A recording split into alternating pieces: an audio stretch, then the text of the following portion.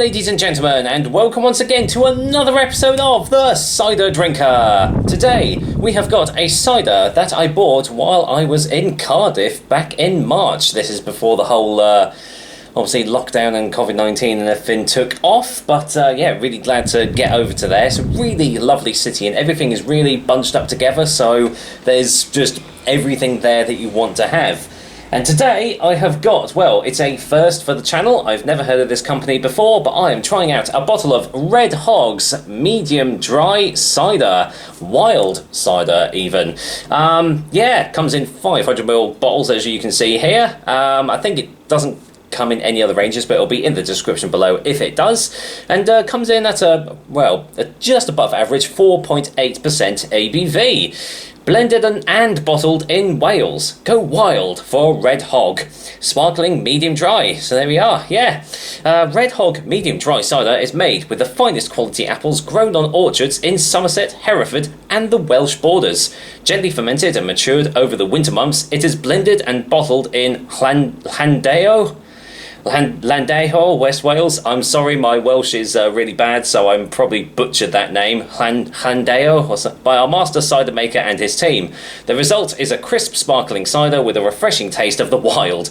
Serve chilled and pour slowly. Enjoy with or without ice. Well, I'm definitely going to be enjoying it without ice today, because by the time I get it in the glass anyway, it'll be melted. It's absolutely sweltering today. Contains sulfites for freshness, and that is basically it. So, yeah. Never heard of these guys before, but then I haven't really been to Wales, so that's probably why. So let's get this top off and just see what I make of it. They do 3 other different ciders. Well, they technically do 2. There's a berry one, and then they basically do low alcohol versions of this one and the berry one. So technically 2 different ciders and then a lower ABV. So let's see what I make of this. Well, it's definitely smelling sweeter than a medium dry.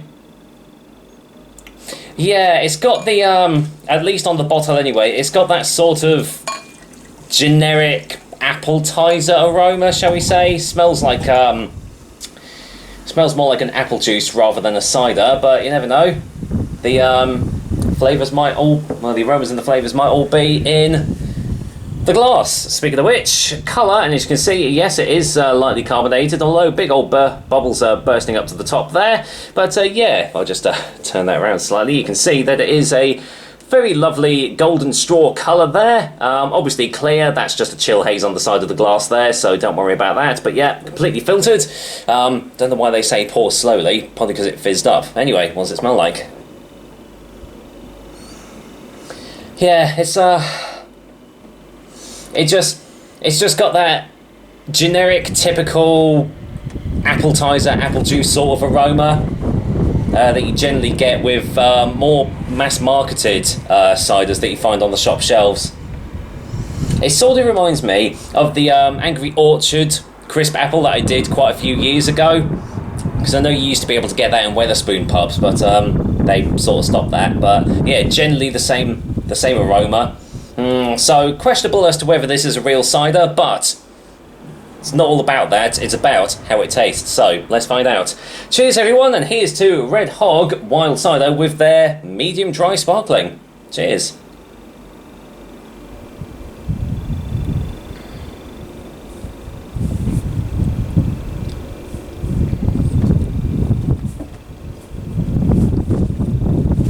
Yeah, it's about what I expected, to be fair.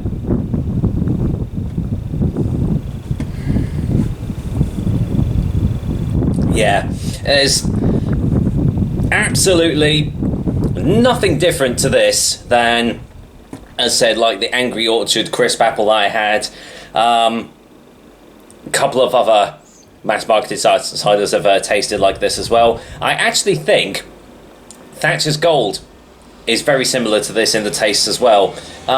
Yeah, I would definitely say this is more of a mass-marketed cider than, you know, a real one.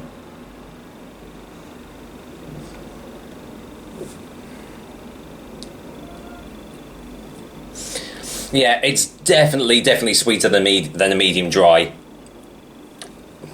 There is a very light acidity going on there, but the taste is all apple juice, appetizer, you know, sparkling apple juice, stuff like that.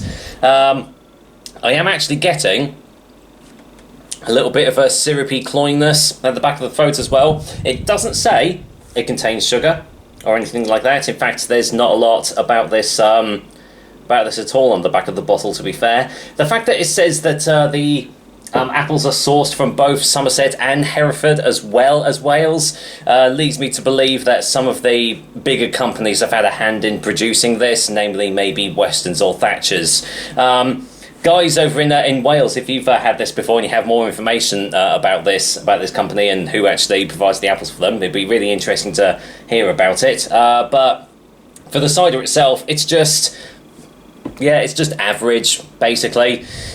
This is something that you would normally see in local Tesco, local, you know, Morrison's or anything like that, or the equivalent of over in Wales. So, yeah, a little bit disappointed. I don't know why. Because I never go in with any expectations for these things. But I don't know. I just felt this was more of a traditional real cider. But I guess, you know, never judge a book by its cover, or a bottle by its label, shall we say. Let's get a final taste before our final verdict.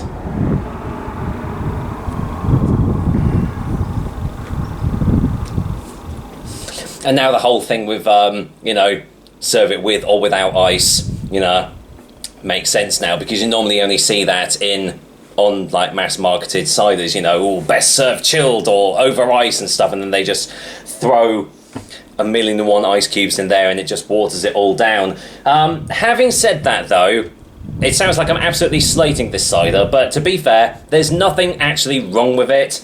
When it's a scorching day like today, all you really want is just a refreshing, easygoing, easy drinking cider, and you know what?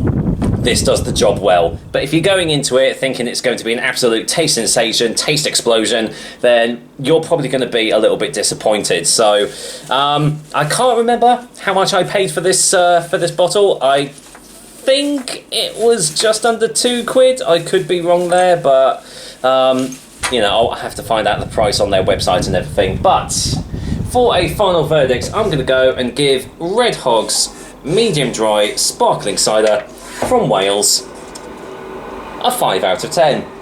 So yeah, as I said, nothing actually wrong with this cider, but it's just as middle of the road as you can pretty much get. But I tell you what, on a day like today, this is still going to go down an absolute treat, because I'm bloody sweltering. So with that said, that's another episode of The Cider Drink for you guys. I hope you liked it, and I will be back with a very special review, because the next review will mark my 500th cider review for the channel. Unbelievable, really, how far I've come in all these years. And I have got something a little bit special planned. It's something that I've not even featured on this channel. Normally I do little snippets and everything, but not this time. I've kept it completely secret. All I'll say is, it's not a cider from the UK. I will say no more. So until next time, I will be back with another delicious and tasty cider soon. And until then, yeah, this is still going to go down an absolute treat. Take care, guys. Till next time.